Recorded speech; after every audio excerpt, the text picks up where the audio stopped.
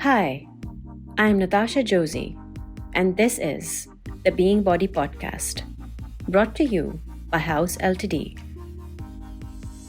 This podcast pulsates amongst creatives and thinkers who are seeking inspiration and purpose in life and are willing to engage and listen, who are perceptive, reflective, sensitive, and critical.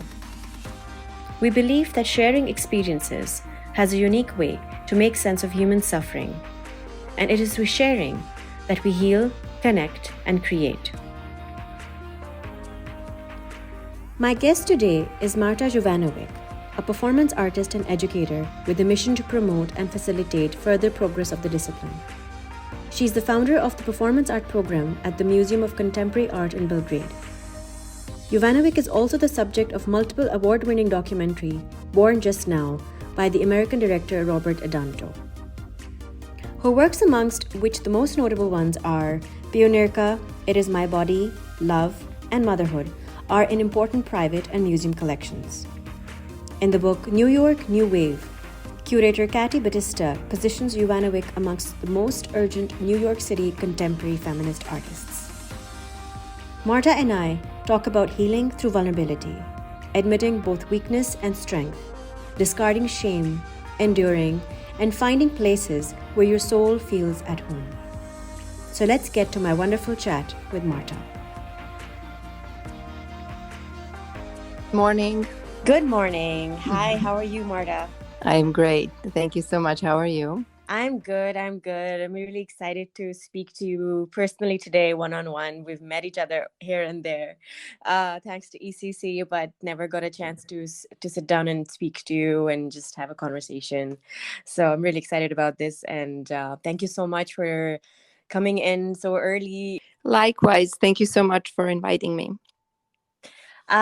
So I just wanted to tell you a little bit about this project, the Being Body podcast. It is primarily a space that I've been working on House, which is an initiative that I primarily started in Pakistan as a space to harness a creative community around performance art. And on our journey, it has been quite an interesting process because through House and through working in performance art in Pakistan, we realized the creative community and the insular nature of the creative community generally, and more importantly, the fact that within that performance art is another space, another insular sort of space, especially more so in Pakistan. And then how we often disconnect the person from the artist, and it is often associated as this artist as this being that doesn't have these other extensions to their body, that are not afraid, that they're not insecure, that they don't have all of these attributes, but rather we do, in fact, much more sensitive than other people. And so in industry, there is this sort of sense of being a shark, or being, a go-getter, and being really invested in your work in a way that one has to disconnect with the emotional side, with the hurting side, and not talk about healing or not talk about connection. And I personally felt that through conversation, this was something that we could tap into by reaching out to artists that are experiencing this or have experienced it, or more importantly, are working in the art community for a certain amount of time, who can address or talk about the conversation and the relevance of healing as a creative person, and seeing how we see the world, how our creative practice has shaped the way we see the world. And so this basically podcast is in a way to unearth this sensibility of how we of artists look at the world, and maybe find something unique that there must be, because artists always have a different lens and a different perspective towards life. Right. I was really excited when you invited me to this conversation, because that is something that I continuously stress. Like everything that you just said right now, I continually stress throughout my work life, but also throughout my personal life.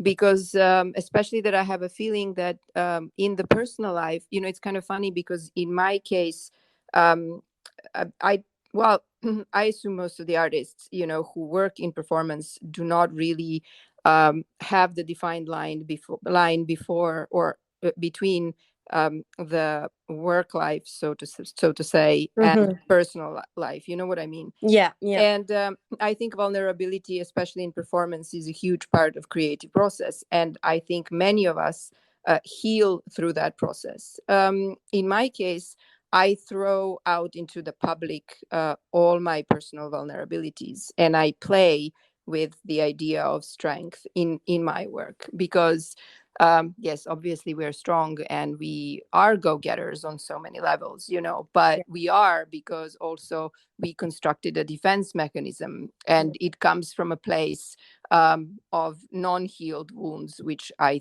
believe we are all trying to heal through yeah, the process. It's how they say, that a good psychologist or a psychiatrist cannot become good if they didn't, or if he or she didn't heal in the process. They wouldn't be yeah, able to understand your trauma if they haven't gone through some sort of trauma. I think it's similar with what we do.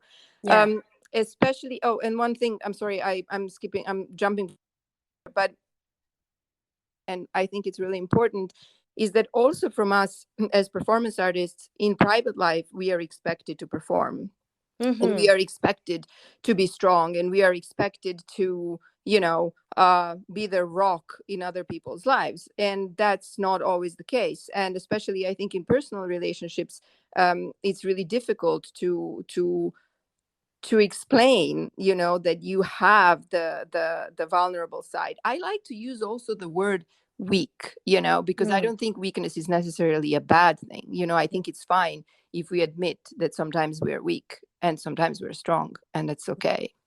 Yeah.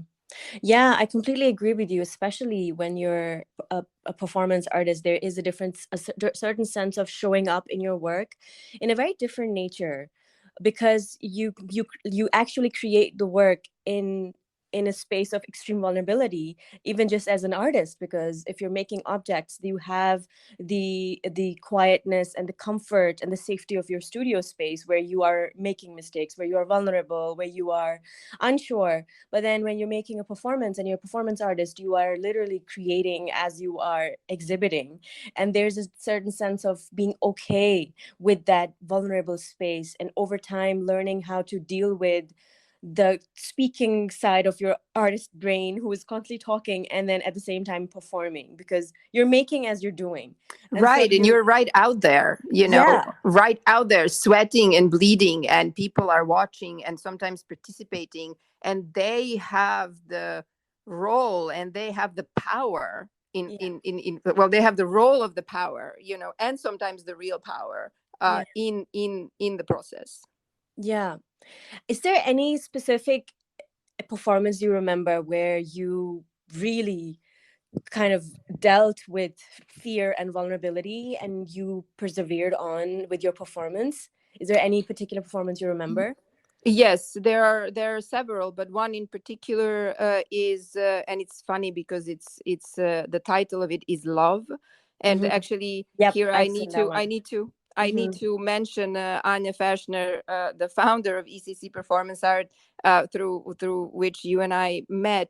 She was the Yes. curator, and she went through a year-long process with me in creating the piece, which took place in the garden of the Swiss residency in Belgrade. There were a lot of elements. I'm not going to get into the concept of the performance. I think also the title says a lot. But I have, in that particular performance, sensed the fear of the audience, because the audience had the role of throwing pig hearts at me, 130 pig hearts. And at one point the performance got quite violent. There was a person who got drunk and was aiming for my head, and I was standing on a really tall pedestal, so I was really vulnerable and out there, and the audience had the power of me over me. Mm. And also I got hurt in the performance. My rib got broken, and Okay. I felt the physical pain. And I, at one point, I remember when that happened, I didn't know, obviously, that my rib got broken, but I remember literally being out of air and thinking, oh my God, if I fall off this, because I was on a really tall pedestal. Yeah, I was like almost 2 meters above the ground. And and I was thinking, oh my God, if I fall, I'm going to ruin the performance. That was the that was the thought in my head. But it's really interesting how when you're in the zone and Yeah, because you're a performance artist, the pain is a part of it, and in a way, the I don't know if it's the adrenaline or it's that zone that you're into, yeah, you just endure. I yeah. cannot explain now from sitting on the couch and talking to you. I don't know how to explain that. It's really hard to put into words. But also, what I have to say, so not only physically, and by being physically exposed, that performance was the reflection of my personal life at the time, and I was going through a really rough emotional period, about which again I am always, not today because we don't have the time, and it's the time's past, so it doesn't really matter. But I was always open to talk about the problematics in my life, then that then turned into performances, also because I Mm. speak for other women, regardless if they're artists or performance artists, or and Mm. I think that it's really important that we share. People have the tendency to hide, especially in certain cultures. People have the tendency to hide the problems, like domestic violence, Mm. like psychological problems, mental issues, Mhm. um, because they're ashamed. We saw that also happening with COVID, for example, that a lot of people just wouldn't admit to themselves that they're sick, Yeah. or to the others because they were ashamed. Well, they wouldn't admit it to themselves, probably out of fear, but then they wouldn't admit it to others, out of shame, and the disease would literally spread. And I've seen this in my community, and I found it to be a terrible, terrible thing. Mm. Without judgment, I'm really approaching this as a cultural issue. Mhm. But we see that people have the tendency to not only run away from their problems, but also to hide them, out of shame. And shame is a big, also, issue that I deal with in my work. And I think that shame is also connected to that vulnerability, because I catch myself many times to be ashamed when I'm weak. Yeah. There's definitely a sense of not, there's always this good or bad, as you just said, that weak is not a bad word. And for us, there's always this sense of bad, weak, and vulnerable, and shame, and all of these things are just something that are bad, and you don't need to talk about it, and you need to sort of brush it under the carpet. And especially as women, because we, I think, personally grow up with a feeling of shame around our bodies. Oh, and absolutely. and there's so much of shame around when women get their periods, or when they start to develop. And I was actually listening to a podcast the other day, and they were talking about sexuality, and the fact that when a child grows up, when they start walking, we clap and we celebrate that, oh my God, the kid is about to walk. And then when the first tooth comes out, we celebrate. But then when they start to develop, they physically start to develop, women to start to get breasts, we don't celebrate that, because there's a certain sense of hiding it or shame, and that, and psychologically, just that embeds in your head Of that, course, we're perceived as dirty because we menstruate, yeah, and I find that to be devastating for the psychology, especially of a young woman. Now at 43, I am trying. I don't say I elaborated, but also by being fortunate to be an artist. yeah, Uh, I through my work I can elaborate a lot of things. Besides the fact that I'm going to therapy for the past 20 years, and I'm really trying to overcome the issues like vulnerability and shame, and to reconnect, because in many works, or in the real life also, I mean, in real life. Interesting, right? The yeah, term that I use, yeah. So in the life outside of performance, what happens is that I literally detach my soul and my body. I treat my body as machine. mm, Just recently, and I'm sorry, I keep on maybe coughing, or my voice is a little bit shaky, no but problem. I just got out of over a month of I caught COVID, and then I Oh, I'm was so sorry. really sick at home. and really in a silly way, if you want, out of love. I think love is what moves us all. And my best friend's daughter, who is 9, she brought it from school, and it was in those days we didn't know she caught it, and it was in those days that I was hugging her and kissing her, and literally they're the only people that I was seeing. Also Yeah. because I had to travel, and I mean, to make the long story short, not only I have realized the limits of the physical body, and I'm still facing them. Um, Something that I have never experienced before in my life. As I said, I really treat my body as machine. Um, but also trying to overcome that sense of shame, sense of shame in terms of, oh, I am weak and I cannot do certain things. And my body is weak, Mm. but also the shame of being sick, because people would then judge you. Oh, did you go out? Did you mingle with people? Did you do this? Did you do that? And then Mm-hmm. you immediately and you immediately ask yourself, oh, have I done something wrong? And I think especially for women, we are always asking ourselves, especially I think that's for young women, oh, are we not good enough? Mm. Because we carry that shame and that dirtiness, Mm. somewhere always in the back of our minds. Yeah. Yeah, we do.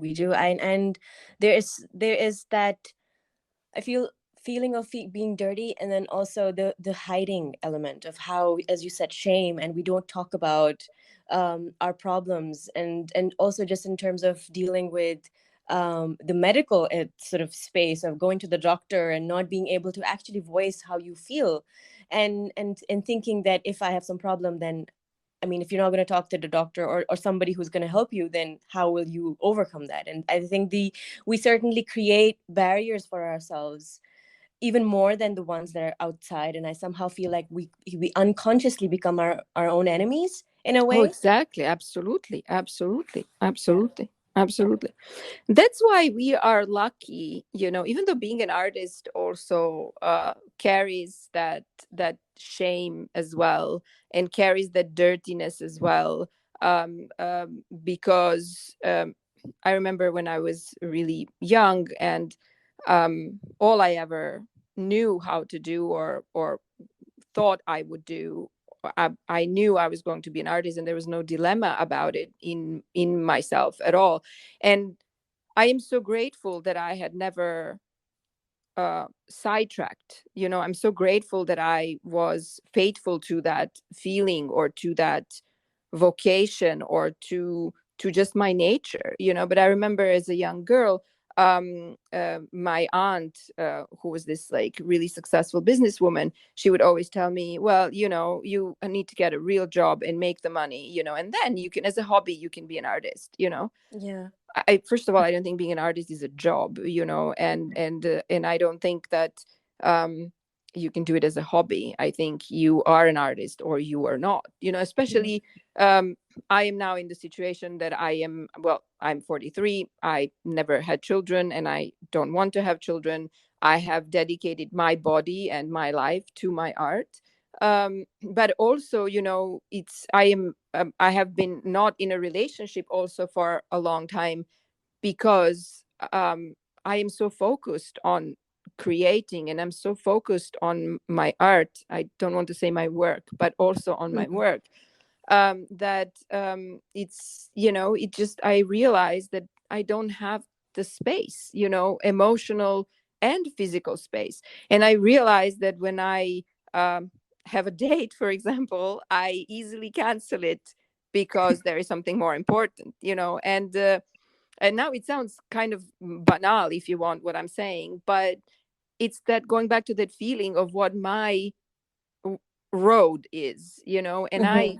don't get off that road. If I do, from time to time, it is just to understand that anything else is just not for me, and then I go back on my road and keep on walking. What is it about art that is, for you, creates that sense of an anchor in you, that makes you sort of, that helps you guide in a way? I feel like a sense of a guidance in life. What about is the artistic space that pulls you in so much? I've realized this summer I have done something that I don't know if I can call a performance, Mm, but it was rather a facilitating of a situation. I was in the south of Italy, in Stigliano, in Basilicata, which is the province of Matera. And when I arrived, I was there in residency with the Apartengo Festival of Public Art. And I was there for a month. And when I arrived there, I wanted to get to know the community and understand the way of life and just, talk to people before I decided what I wanted to do. I knew that I wanted to do something that is linked with food and memory. And that's something that I have been working not only in my own work, but I also teach that subject. And I go back to memory, not only in my personal practice, but also when I talk to other artists or when I work with my students, we go back to memory as a source of inspiration. And mm, food and smell are extremely important triggers when it comes to memory. mm, So what I wanted to do in Stigliano was to create a situation to somehow not only trigger memory but recreate a memory. And I wanted to offer a dinner to women of Stigliano. As I was there, the work was developing, and as I was spending time in the community, the work was developing. And then I in the end facilitated this beautiful dinner in the palazzo outside of the town, where some 50 women were invited to a gala dinner, which was set up, cooked and served by men of Stigliano. And the interesting part of it was, obviously the women didn't even know that it would be their brothers, husbands, sons who actually in essence created this experience for them. mm, And theoretically, I don't know where I could put that work, because you don't really call it a performance. It's not really my performance, even if we call it a performance. I didn't even sit at the dinner. I was hanging out in the kitchen and backstage and just kind of, enjoying the atmosphere. yeah. Um, and and I have to say that I've realized this summer in Stigliano that my work and everything that I do, and the reason why I do it, is provoking and evoking emotion. And I think, and so not just for myself, but also for the audience and the participants. And then I realized that that space where I create is actually my emotional space. And that's, we are going back to the beginning of this conversation. There is no definition between the creative space and personal space. Um, and how it all comes together and how I create, or when I am in quote unquote in a studio, um, and where my practice goes, I don't know. It's so Mm, much shaped by what I experience, or by what I have experienced.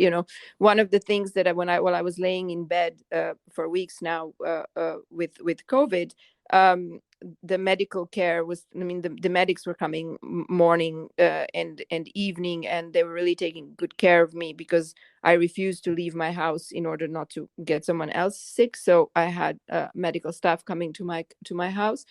And I remember laying there, sometimes in fever, and thinking, oh my God, like, am I going to die? And then I promised myself, if I don't, I'm going to make the work out of this. I don't know, mm. maybe this answers your question. Yeah. Yeah, there's definitely a sense of there is no divide. I can so see it now. Like there is life, and I think that somehow academically over the years, and more so for myself as well, I don't see this art and life sort of a divide, because art is that one place where just life shows up. And historically as well, we see that life just shows up through art. And if one has studied art history, one knows that you get to understand evolution of the human existence through art. And I can so see that in your life, in your work and your life. um, you also have this very, very interesting, unique documentary that was made on your work, called Born Just Now, by an American director, Robert Adanto. And Right. in that documentary, you said, and it really struck with me, you need to crush in life. And it just stuck with me, and ever since I've heard that, I'm just sort of like thinking about it. And is there a certain sense of an urgency to experience pain? Is that what you were talking about? No, but I think, okay, so I have been listening to the latest album of Kanye West in the Mm, past week. Dando. I want to exactly, I want to Yeah. give you an example. Kanye West was never an artist. I know his work, but he was not an artist that I would listen to. Even though the genre I really much like, but I like the genre in the 90s, and then everything that's happening in the genre right now, I'm not really impressed. Maybe it can also be like a generational thing. I love Tupac, so everything comes after Tupac, I'm kind of like, well, it's not Tupac, Right. yeah, but I started listening to Donda just in like the past week. Okay, so I'm in isolation again because I just arrived to Italy, and I don't have a lot of time on my hand, but I'm alone a lot, So when I'm alone, I have the tendency to to read or to listen to the things that I wouldn't otherwise, because I have this mental space also to elaborate other types of art, and especially writing and music. And I am crazy about Donda. I am Mm, absolutely crazy about I think it's a masterpiece. And the reason why I think that, or I think that he grew as an artist so much, are three things. One, his mother died, and he was extremely attached to his mother. He literally had a nervous breakdown, like a mental breakdown. mm, And he got divorced. So he had literally the top three traumas that can hit a human being. A death, a separation, and he had a mental breakdown.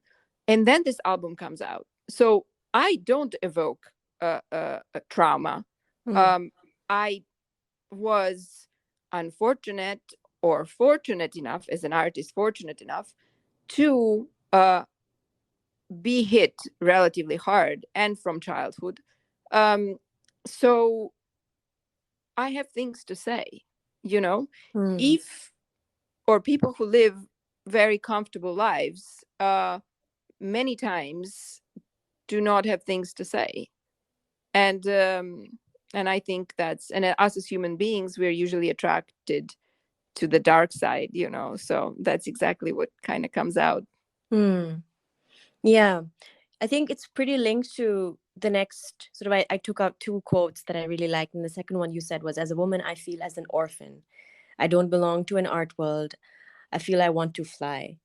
And there's a certain sense of detachment of being a being that, because certainly as an artist, a lot of times artists tend to get attracted towards the art world, the glitz and the glam, but then also the critics and the events and everything that we have so much going on around the art world. But you say that you don't feel like you belong to an art world, and there's a certain sense of removal from that.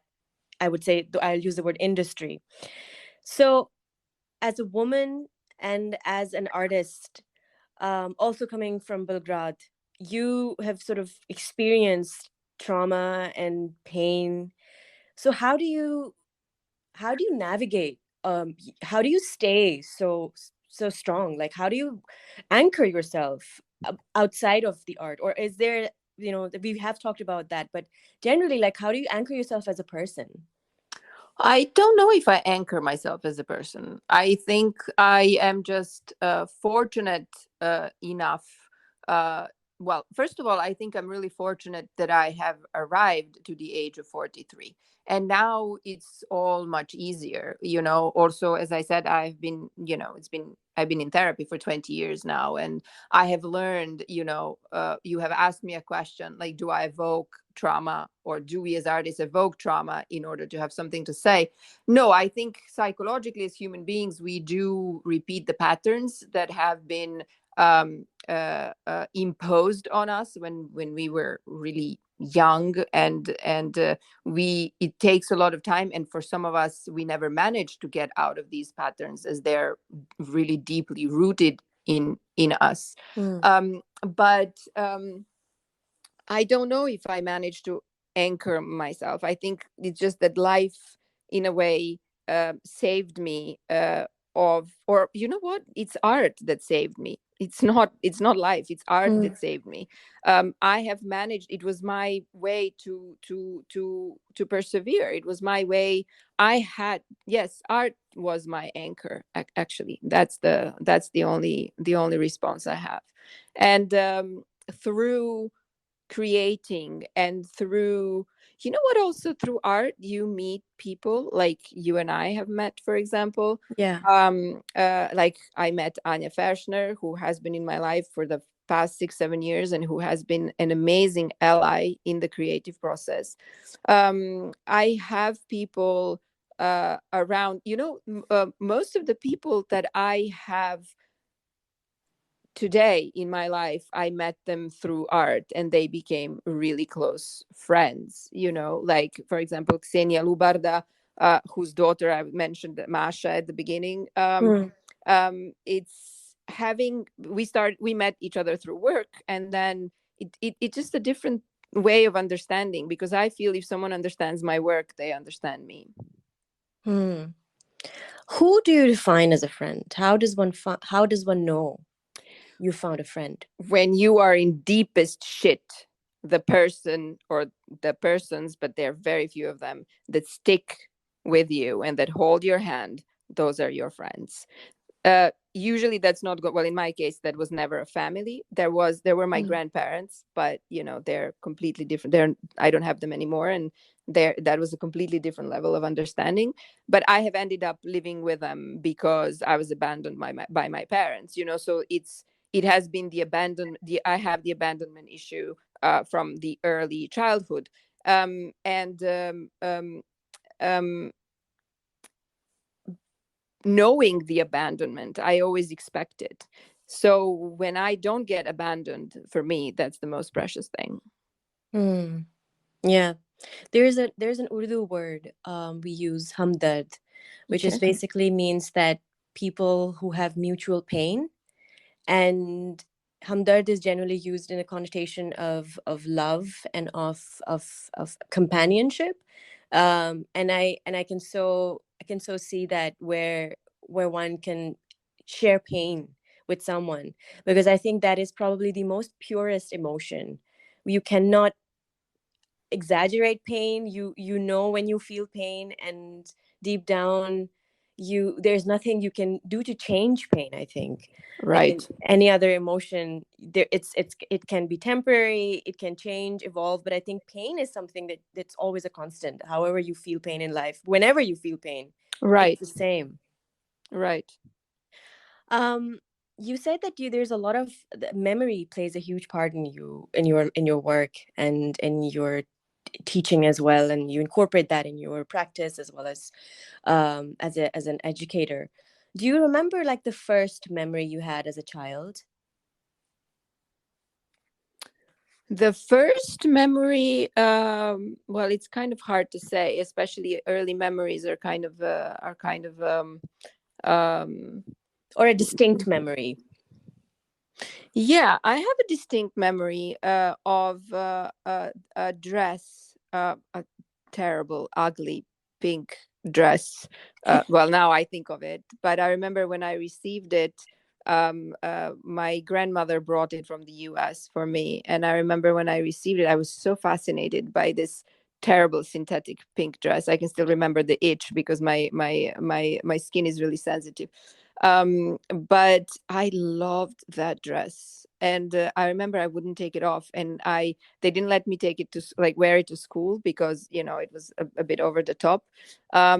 And I would wear it every time I would go out, to play because we grew up in a community. My grandparents had this house, in a little bit like in London. All the houses look the same, and you're in this Yeah. kind of like a block of houses, and there were a few other kids of my age, and we would spend all our time outside, playing badminton or playing hide and seek, or we would just spend all the time, especially when the weather was nice outside.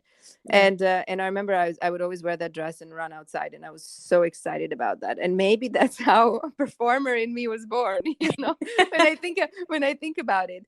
But it was always, I think, in early memories, I think there was usually costume, or trying to create a different world, because I think that wearing the dress and being out there and projecting happy, I think for me at the time was also an escape from abandonment and from not being loved the way I was supposed to. As again, I repeat, I was fortunate, very fortunate. Probably the reason why I am still here is the fact that I had my grandparents, who, especially my grandmother, who was an ally, and with whom I grew up, and a little bit what Donda was for Kanye West. Mm. Yeah. Yeah. It makes me wonder, um, as you've sort of, I assume, have had sort of a life where you've moved around a lot, or you grew up with your grandparents. Where do you find, or where is home for you now, when you're 43 and you've lived a life that has had such enriching experiences? Where is home for you now? It became that I am at home in my body. So wherever I am at home. It's interesting. Now, I'm a professor at the Rome University of Fine Arts, and I'm also the head of the MFA program there. And my first year students they're making their own performances next Wednesday on the theme of home. And it's a theme that I like to like the memory. I like to elaborate it. I elaborate it, but I also work on it with other artists and with my students, also with participants in my workshops. Uh, I think the notion of home for me is still in the definition, and I'm still experiencing it. But for example, I arrived so after I had COVID, and I was locked in my house in Belgrade for almost a month. Now I arrived to Italy, and I rented a small house on the beach, because I have to be in isolation for 10 days. I Mm. have 5 more days to go. And it's interesting, I was thinking about it yesterday. I was sitting on the rooftop, and I have a beautiful view of the beach, and the sun was setting, and I was thinking, oh my god, this feels like home. So Mm. home is a feeling, it's not a physical space. It's, I don't even know if it's a physical body. For me, it is a physical body right now, but I think it's how your soul feels in certain moments, in certain physical spaces. But if I can choose, I feel at home by the sea. So whenever I can smell the sea, whenever, that evokes the notion of home. But I am at home literally wherever I have to be, or wherever I want to be, wherever my body is. My Wow, soul, my soul. that's so beautiful. Um, I'm so like into what you're saying. It's so hard for me to like then form another question, because I just like start to think about what you just said. Thank you. um, It's I mean, it's so, for me, especially as being a performance artist from Pakistan, I've had my own sort of life and struggles, and to make it and continue making performance. So for me to listen to someone speak about their life and who have had a journey of their own, it just makes me want to really understand it even more deeply. Um, I think for me, I would just like to ask you, one last sort of question, because I think that there's so much that we've touched upon, but I really want to know, as being in a certain sort of, I think, mid career of your life, and having performed and made work and all of these experiences, succinctly, I would just ask if there would be anything that you would want to say to your younger self. What would that be? endure. Okay. Mm. Because I had a really really dark moments, when I didn't think that I would make it through. And I wish that in those moments, especially to my younger self, or if I wish there was somebody at the time who would have said, uh, endure, everything is going to be all right. And even if it doesn't the way you think is all right, in the end, this is what's the best for you. And I think that if we take life in that way, I also tell this to my students all the time. It's okay, nobody's judging you, don't compare yourselves to others but to yourself, and Mhm. just whatever you do, endure, not just in performance art but most of all and first of all in life. Wow. Thank you so much, Marta. Thank you so much. I mean, Thank you for inviting me, and thank you for opening this space for vulnerability, and for non-strength, and for weakness, and for beauty of what we are all going through as human beings. it is my pleasure. It just makes me have more faith in art, I think, and in pain.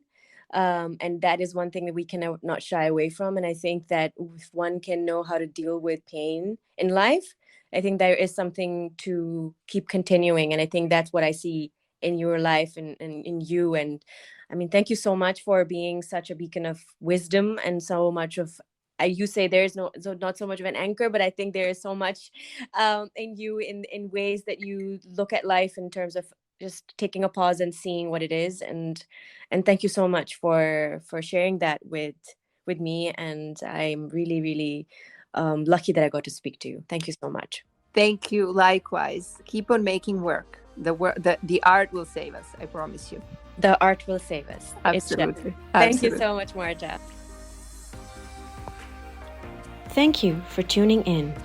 This has been a presentation by House Ltd. I hope you will listen, follow, rate and review all our episodes, which are available free on Apple Podcast, Spotify, Google Podcast, Anchor, Pocket Casts, and the official House Ltd YouTube channel.